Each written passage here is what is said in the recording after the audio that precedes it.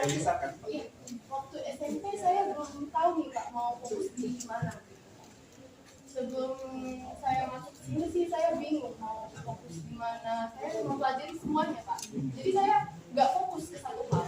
Jadi waktu saya masuk SMA Negeri 2 ini di kurikulum Merdeka ini, saya suka nih pelajaran tentang sosial ya, sosial tentang masyarakat ya, tentang kehidupan kita gitu. Jadi saya memilih pelajaran IPS. Nah di kurikulum Merdeka ini saya juga mengikuti proyek Pak. Kamu tadi bilang lebih mengenal diri kamu. Jadi yang diri kamu yang kamu maksud di sini minat kamu atau ada hal-hal lain di luar itu? Artinya mungkin juga kamu orang yang seperti apa atau kekurangan kelebihan kamu secara pribadi ada juga nggak? Saya minat ke pelajarannya, lalu kelebihan saya dan kelemahan saya, dan saya orangnya seperti apa Pak? Saya orangnya banyak bicara Pak. Banyak bicara Pak. Jadi nggak mau tuh diem aja gitu, nggak suka saya diem aja Pak. Saya banyak bicara gitu kan Pak. Saya juga pengen ketemu orang-orang baru.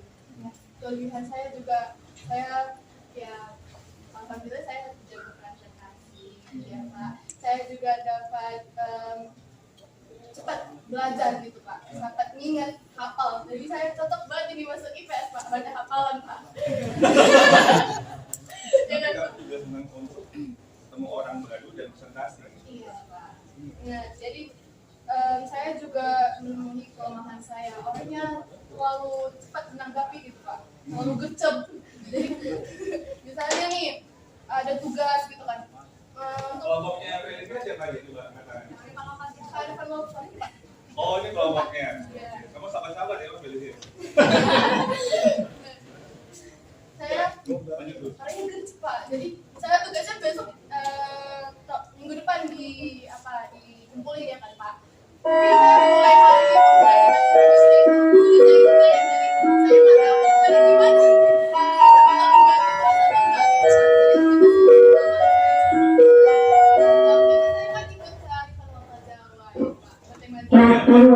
istirahat. Ini tarian Palisa. Kearifan lokal kalian semua belajar budaya Nusantara. Iya. Kamu nari apa? Iya. Ada yang nari beda lagi? Ada yang Melayu. Ada yang lagi. Oh ada pantun. Oh jadi bukan hanya tarian tapi juga pantun. Iya. Halo sahabat Telusur Inspirasi dimanapun sahabat berada, selamat datang kembali di podcast Telusur Inspirasi. Ruang diskusi hadirkan inspirasi untuk semua.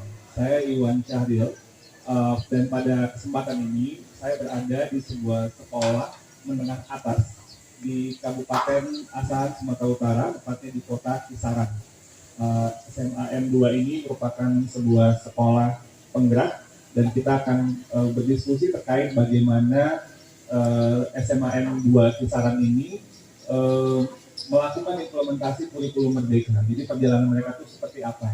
Nanti kita akan simak perjalanan dari sekolah ini bersama narasumber kita yang keren-keren, ada guru dan juga ada murid-murid.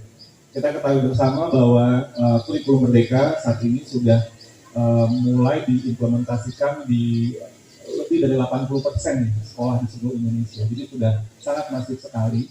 Dan tentunya dengan kita berbagi cerita, praktek baik dan inspirasi, mudah-mudahan menguatkan terutama sahabat Telusur Inspirasi yang mungkin masih baru mulai untuk melakukan implementasi kurikulum Merdeka.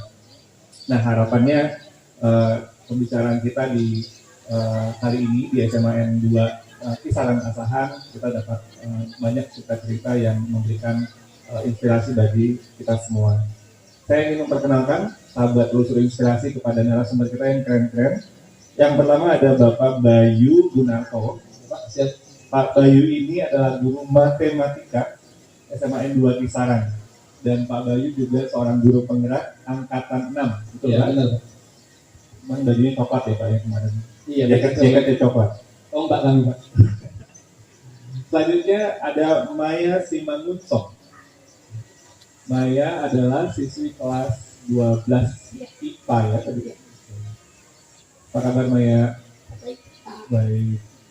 Dan narasumber kita yang ketiga namanya Gevira Nur Fatimah Sitorus. Halo Gevira, apa kabar? Emang Gevira ya? Gevira, Pak. Kayak gembira gitu. Lagi gembira kayaknya. Juga siswi kelas 12 di SMA 2 Kisaran. 12-nya 12 IPS. IPS, Pak. Baik. Nah, Pak Bayu dan Maya Gevira, boleh cerita nggak sih mungkin perjalanan di awal itu ya, gimana sih waktu mulai menerapkan kurikulum Merdeka itu, Pak Bayu? Apa sih yang waktu itu yang terjadi gitu ya? Awal Banget Pak. Oke Pak, terima kasih Pak atas pertanyaannya. Nah, jadi kami ini sekolah SMA Negeri Lokisaran dulu sebagai sekolah penggerak angkatan pertama Pak. Oh iya. Oke, jadi di dalam perjalanan kami melaksanakan IKM tentu ada beberapa kendala dan hambatan. Ya. Seperti di awal dalam kurikulum Merdeka ini kan ada 4 item Pak. Pertama pembudayaan budaya positif di sekolah, kemudian yang kedua pembelajaran intrakurikuler, kemudian ketiga ada ekstrakurikuler untuk menampung bakat minat siswa, yang keempat ada pelaksanaan P5 Pak, proyek penguatan profil pelajar Budaya Pancasila, positif, intrakurikuler, ekstrakurikuler dan P5, pelaksanaan P5 Pak. Ya. Nah, yang paling terkesan itu Pak pada saat pembelajaran intrakurikuler Pak di kelas. Intrakurikuler? Iya. Masa guru matematika? Iya. Kan begini Pak, di awal ini kan belum ada yang melaksanakan. Jadi Belum ada boleh contoh. iya, dapat dari instruktur ada modul ajar. Modul ajar. Di sini kami sedikit mengalami kesulitan bagaimana cara membuatnya karena panduan yang ada kemarin ada beberapa versi yang berubah, CV-nya juga berubah. Iya. Tapi setelah kami pelajari berdiskusi melihat PMM Pak, karena di PMM ini Pak PMM itu adalah platform Merdeka Mengajar. platform Merdeka Mengajar. Itu kami gunakan sebagai panduan untuk membuat bagaimana modul ajar yang baik, ATP, melaksanakan KKTP, membuat KKTP dan asesmen. KKTP itu apa? Kriteria ketuntasan tujuan pembelajaran. Oh, oke. Pakai bahasa teknis nanti banyak yang roaming. Oh, gimana? Dan Jadi Pak Bayu tunggu. Tadi Pak Bayu bilang kami. iya Itu Pak. maksudnya Pak Bayu bilang diri sendiri atau bersama-sama? Bersama-sama Pak. Pada saat itu kan belum ada.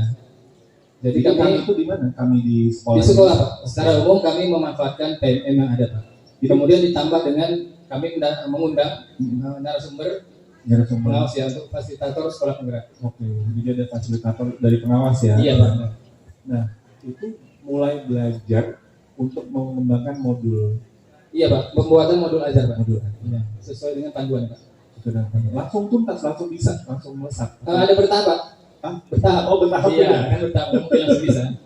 Kan kami boleh dulu kan boleh modifikasi Pak ya. Dari PMN kami lihat sesuaikan dengan kondisi dan kebutuhan belajar di sekolah kami masing-masing tentunya. Betul. Karena kan contoh yang dari PMM mungkin kan sekolah Jakarta lebih keren dari fasilitas dan sebagainya. Berbeda. Makanya kami sesuaikan dengan keberagaman kondisi sekolah murid-murid kami. Apa yang mungkin di awal itu penyesuaian yang Pak Bayu lakukan yang masih keinget sampai sekarang di awal? Penyesuaiannya mungkin Pak pertama dari segi fasilitas Pak media pembelajaran. Itu kami sesuaikan dengan yang ada di sekolah. Kemudian ada di modul itu kan ada profil pelajar Pancasila Pak. Jadi kami sesuaikan juga apa yang mau kami butuhkan untuk mencapai itu Pak. Kan tidak mungkin sama dengan sekolah yang di luar di Jakarta. Jadi seperti itu Pak tahapannya. Pada saat pembuatan modul kami ya bekerja sama saling. Kan kebetulan ada komunitas Pak di sekolah kami. Nah, jadi ada komunitas belajar ya, di sekolah. Di sekolah Ya. Jadi itu kami manfaatkan untuk mencari solusi permasalahan yang ada di sekolah. Kami temui lah Pak. Itu komunitasnya kumpul. Iya Pak. Gitu.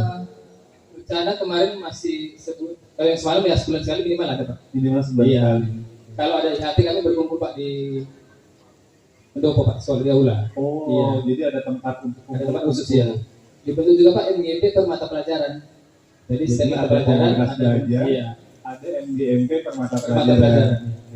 Itu juga sama mendiskusikan. Iya, mendiskusikan apa-apa yang terjadi, permasalahan terkait dengan pendidikan di sekolah, masalah anak dan sebagainya. Wah, sibuk sekali ya Pak Bayu kalau dari kurikulum Merdeka. Kayaknya mencari tahu, ngelihat di platform, Iya Pak. mengajak narasumber, di sini ada komunitas belajar yang semuanya, komunitas belajar yang kan mata pelajaran yang MGM mata pelajaran. Iya juga ada. Pak Bayu masih ketemu waktu ini untuk hobi sendiri. Oh masih Pak. Pak Masih. Bayu hobinya apa? Saya hobinya olahraga bulu tangkis Pak. Olahraga Iya. bulu tangkis. Oke. Jadi di tengah-tengah semua kesibukan dan harus kemudian menyesuaikan untuk pembelajaran yang lebih berpihak pada anak, Pak Bayu masih memiliki waktu untuk hobi bermain bulu tangkis. Masih sekali Pak. Oh, masih sekali katanya. Masih banyak waktunya. Lebih banyak waktunya. Baik. Kita ke Maya dan Yevira dulu ya. Nah, Maya boleh mungkin cerita sama ya. Maya kan dulu SMP-nya di mana? SMP Negeri 2 Meran. Oke. Dulu beda nggak sih belajar waktu di SMP dengan SMA dengan kurikulum Merdeka ini? Sangat berbeda karena Maya sebelumnya dari Kabupaten Toba. Dari kabupaten? Iya, dari Kabupaten Toba. Perbatasan gitu. Jadi artinya di situ kondisinya berbeda dengan di sini. Masih berbeda. Karena Maya itu sekolahnya masih kayak di kampung. Oke. Datang ke sini fasilitasnya sudah mulai lengkap. Oke. Banyak ekstrakurikuler. Terus apalagi ada kurikulum Merdeka yang sangat berbeda dengan kurikulum K13 kan. Apa bedanya bagi Maya? Bedanya itu Maya disuruh untuk kolaborasi dengan teman-teman, apalagi Maya yang masih baru di lingkungan ini harus menyesuaikan diri, harus bisa berteman dengan teman-teman yang baru Maya kenal gitu. Yeah. Itu sih yang menarik karena Maya harus bisa menyesuaikan dengan sikap-sikap orang itu gitu, teman-teman. Jadi Maya pun juga secara pribadi memiliki tantangan karena pindah dari daerah Maya yang masih lebih kampung ya, lalu pindah ke sini ke Kisaran yang lebih perkotaan gitu ya, dan itu juga menjadi tantangan, tapi dengan kurikulum Merdeka di mana menekankan pada kolaborasi itu membantu Maya sangat untuk membantu, apalagi kan di kurikulum Merdeka siswa itu dituntut untuk mengembangkan soft skill public speaking, itu yang sangat Maya suka sih. Soft skill public speaking, literasi, kolaborasi, terus sama leadership. Maya paling suka public speaking. Kenapa? Karena Maya dulu pengen Maya itu harus berani ngomong di banyak orang. Okay. Dan apa yang mungkin pelajaran yang paling berkesan atau yang paling berharga bagi Maya tentang public speaking? Kalau public speaking sih hampir di semua mata pelajaran karena disuruh presentasi kan. Oke. Tapi kalau yang di project juga disuruh mempresentasikan modul presentasi PPT tentang project. Jadi di situ Maya bisa mengembangkan public speaking Maya. Oke. Jadi apa bedanya public speaking Maya yang dulu dengan Maya yang sekarang? Bedanya kira-kira apa? Agak beda lah. Karena Maya dulu sangat gugup gitu kalau cerita. Sekarang sudah kalau di kelas udah biasa aja gitu. Udah slow. udah cool. Udah cool. Oke. Udah bisa mengatasi kegugupannya. Sudah mengatasi kegugupan. Oke. Dan Maya juga katanya mau leader ya? Senang jadi leader ya? Ada senangnya, ada enggaknya. Apa suka dukanya boleh cerita? Apa? Suka dukanya tuh jadi leader. Sukanya dulu ya. Sukanya tuh Maya bisa gimana cara membagi tugas biar adil sesama anggota itu gimana. Dukanya kalau anggotanya susah diajak kerja sama. Triknya apa Maya kalau suka? Triknya ya Maya tanya dia mau kerja apa sebenarnya yang dia mau. Kalau nggak bisa lagi ya udah biarkan aja. Paling nanti dibilangkan ke guru lagi. Biar gurunya lagi yang ngasih nasihat lagi. Konsultasi lagi ya ke gurunya. Jadi ini kemampuan kolaborasi, public speaking dan juga kepemimpinan yang di highlight oleh Maya tadi tentang kurikulum Merdeka ya. Samping juga sangat membantu Maya untuk beradaptasi dengan lingkungan barunya. Yevira yang selalu gembira, menurut Yevira apa bedanya terasa dengan kurikulum yang sebelumnya yang waktu di SMP dengan yang sekarang Yevira alami di SMA 2 ini? Yang pasti itu kalau dia di kurikulum Merdeka ini kita tuh dituntut untuk bisa lebih kreatif, berinovatif. Juga kita tuh diajarkan bagaimana caranya memiliki jiwa leadership yang bagus. Terus kita juga dipaksa untuk dari dipaksa sih kayak dituntut diarahkan untuk bernalar kritis. Jadi kita misalnya itu kalau ada kegiatan atau tugas-tugas dari guru itu misalnya ada membahas satu materi misalnya tentang perubahan sosial, itu gurunya jelaskan sedikit sebentar, nanti kita ditanya nih pendapat kita tuh apa tentang perubahan sosial gitu.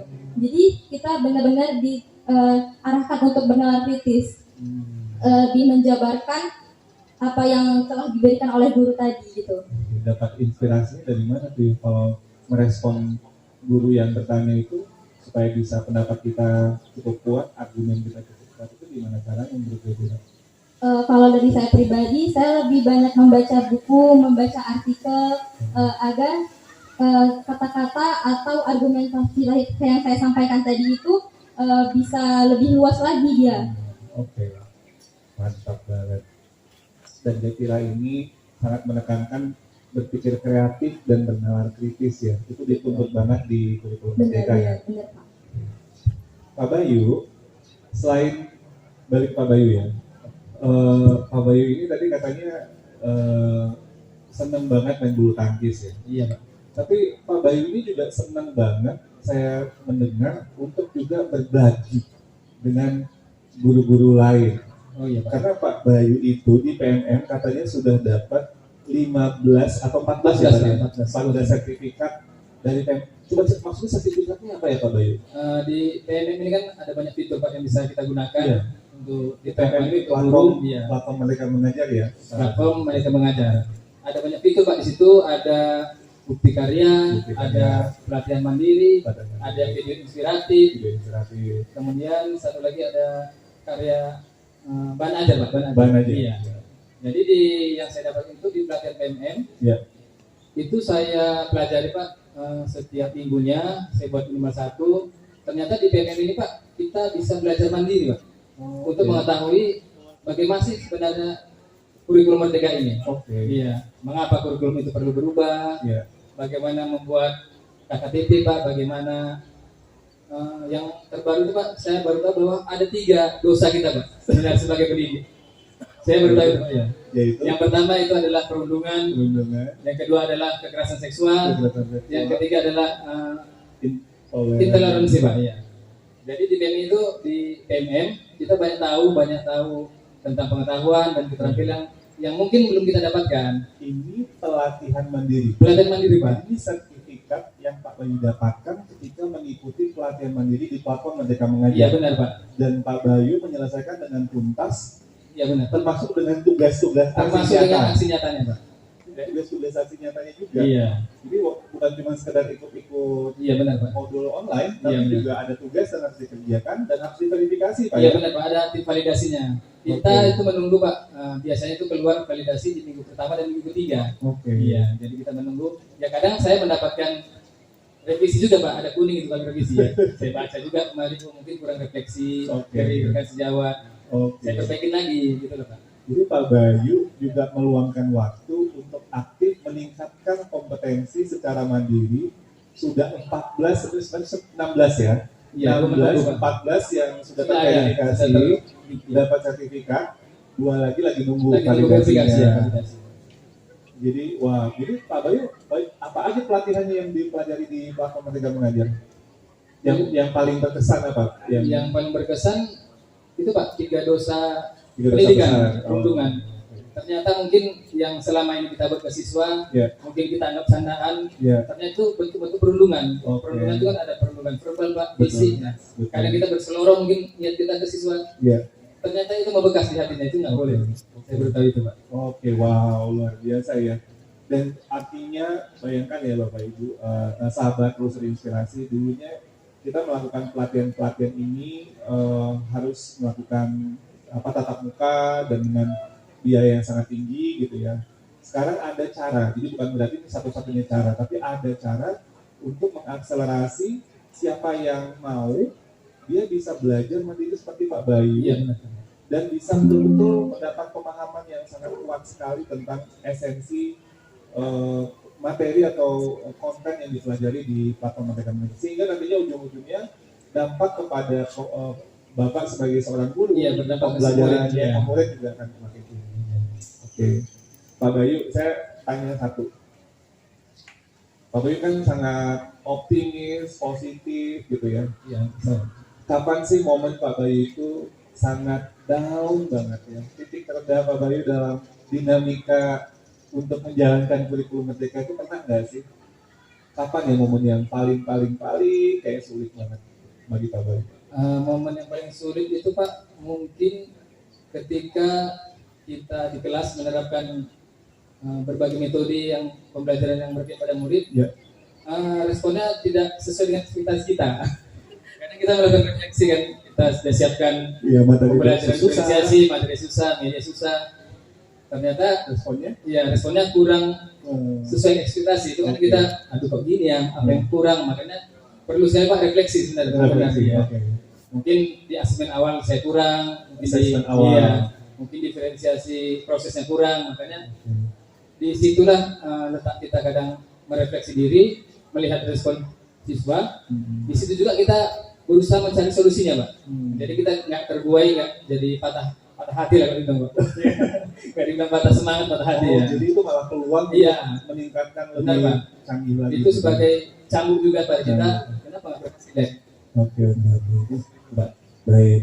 Nah, saya ke Maya. Maya, Iya Pak. katanya kita mau jadi petani. Iya. Petani milenial gitu ya? Iya dong. Petani abad ke-21. Iya. Boleh cerita tuh apa sih yang maksud Maya itu jadi petani abad ke-21 itu seperti apa? Maksudnya petani milenial itu yang inovasi gitu. Dia buat suatu penelitian atau biar kita nggak petani apa sih gitu, kayak buruh banget gitu. Kan sekarang kalau ditanya mau jadi apa petani, apa kerjanya cuma ke sawah padahal kan enggak. Yang Maya bayangkan apa? Seperti apa? Petani itu bisa menjadi inovasi, bisa dia menjadi leadership, banyak orang bisa mengambil banyak tenaga kerja. Kan sekarang banyak pengangguran. Oke. Jadi Maya juga memikirkan ini juga lahan untuk memberikan lapangan kerja ya. Jadi sebenarnya yang mungkin kita juga bisa tekankan di sini bahwa masa depan itu akan salah satu bentuk kita ketahanan nasional itu adalah dari sektor pertanian. Karena dengan perubahan iklim nantinya itu banyak sekali tantangan terhadap tanaman dan sehingga mengancam bencana yang salah satu itu adalah bencana pangan.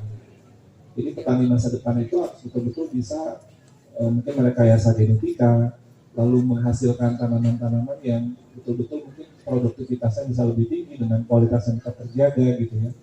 Dan itu tantangannya memang luar biasa.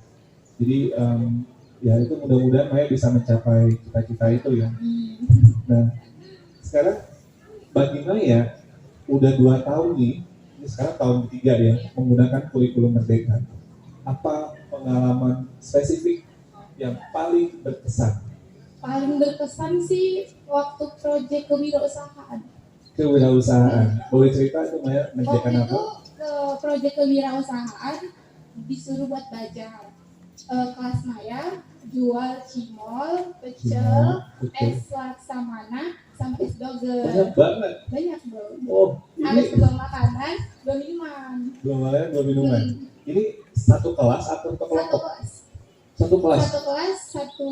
Satu kelas 2 kelompok. Jadi satu kelompok itu 18 orang. Oke. Jadi apa tadi cimol, pecel, es doger, es laksamana. Es laksamana itu apa? Es kayak es ada mangganya gitu, sama santan. Oke, ini khas dari sini. Enggak, dari Jawa. Oh, dari Jawa. Saya orang nggak tahu. Dicobain. Oke, nanti tunggu ya hasil produk berikutnya.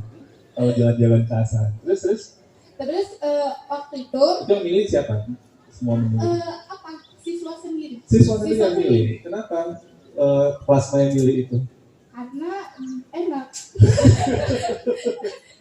Enak. Enak kan, kalau enak banyak yang beli. Laku. Oh iya, jadi kewirausahaan ya. Jadi teman-teman berpikir, wah ini Iya. pasti laku dijual karena enak. Terus waktu itu guru fasilitatornya Bu Ena undang alumni Pak Horas, ide buat lomba buat bisnis plan. Oh, business plan. Iya, Wah, business plan dari idenya dari siapa? Dari Dari- alumni. alumni yang ngajarin dulu gimana cara buat bisnis plan. Terus Business plan, iya. sahabat lulusan inspirasi. Ini anak SMA udah buat business plan. Terus. Terus kelas Maya juara 3 sih Kak. Oh, keren. Juara 3 dapat 500. 500.000. Iya. Oh, tunggu. Ini juara untuk business plan-nya? Iya. Oh, oke. Jadi alumni memberikan materi. Terus dia buat lomba. Lomba. Biar lebih menarik kan.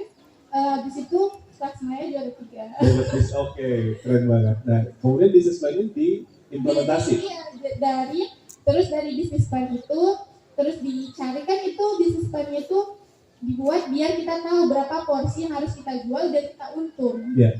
Nah, habis itu dihitung-hitung kalau mau untung itu satu makanan itu harus 50 porsi ya. Oh, jadi 200 porsi kan?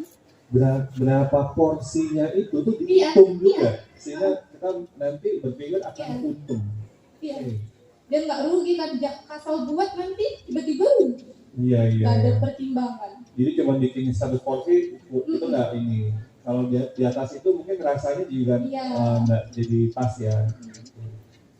Itu 500 kan, modal kami 500, jadi kami nggak ngeluarkan duit dong. Oh, dengan menang itu Iya. itu jadi modal. Iya, Wah. jadi modal, habis selesai budget, untung pula, Untung jadi mula 1 juta. 1 juta. Iya, Total untungnya 1 juta. 500. Oh, 500. Oke. Jadi Jadi senang 500 untungnya. Iya, Oke. jadi senang kan nggak ngeluarkan duit, untung walaupun capek sih. Masaknya kan, terus nyiapinnya, tenda-tendanya lagi. Tapi itu yang paling berkesan sih, karena kerjasama antar tim, walaupun ada drama-drama. Pasti lah ya, ada Iya, drama. selalu ada drama kan. Dramanya apa tuh biasanya? Dramanya tuh, ya itulah, ada anggota yang tidak mau kerja lagi. Ya. Pasti ada solusi yang harus diambil ya kalau ada masalah seperti itu ya. Oke. Itu sih Kak, kadang ya itu paling menarik, apalagi sebelum hari H hujan. Wih, itu loh, hujan becek, iya tantangannya. Karena kan itu namanya cuaca, nggak ada yang tahu. Ya. Jadi semua berdoa biar di hari H-nya nggak hujan. Alhamdulillah nggak hujan, lancar. Itu sih Kak, sangat berkesan bagi Maya. Jadi hujan itu tiba-tiba bikin panik ya. Iya panik, apalagi H-1 hujan becek. Becek itu di sini ya maksudnya. Oh. Kalau di sini kan rumput, Rumput, ya. kalau di sana enggak pasir. Oke. Dan becek-becek itu kita ngundang orang lagi ya. Iya Untuk harus beli. doa lah semoga nggak hujan. Rupanya ada solusi, jadi belajarnya di lapangan basket Oh, oke. biar tidak ada becek kan. Jadi tetap Iya, dilaksanakan, tetap dilaksanakan. walaupun maksudnya di tempatnya dipindahkan gitu ya. Tapi berdoa tetap jangan hujan gitu Iya, ya, supaya orang alhamdulillah datang nggak ya. hujan. Dan untung Iya. 1 juta Ah, total penjualan, Iya. untung 500.000. iya. Terus duitnya diputar lagi. Enggak lah, langsung dibagi. Wah, senang banget kalian ya. Seneng lah. Oke, baik. Makasih. Nah, dia Vira katanya senang bahasa Inggris ya? Iya benar Pak. Benar. Can you speak English? Yes. Okay. What do you want to be when you grow up? When I grow up, I wanna reach my dream as a diplomat. Diplomat. Why do you want to be diplomat? Because I love public speaking, politics, I love it. But law, I love it. Oke. Jadi sahabat terus inspirasi, Jovira ini ingin jadi diplomat katanya karena dia memiliki kemampuan public speaking yang bagus dan dia senang untuk belajar politik dan juga senang untuk memimpin. Ya, jadi ini luar biasa. Mau masuk Kementerian lu ya kalau gitu ya? Kementerian Luar Negeri ya? Iya Pak. Ya.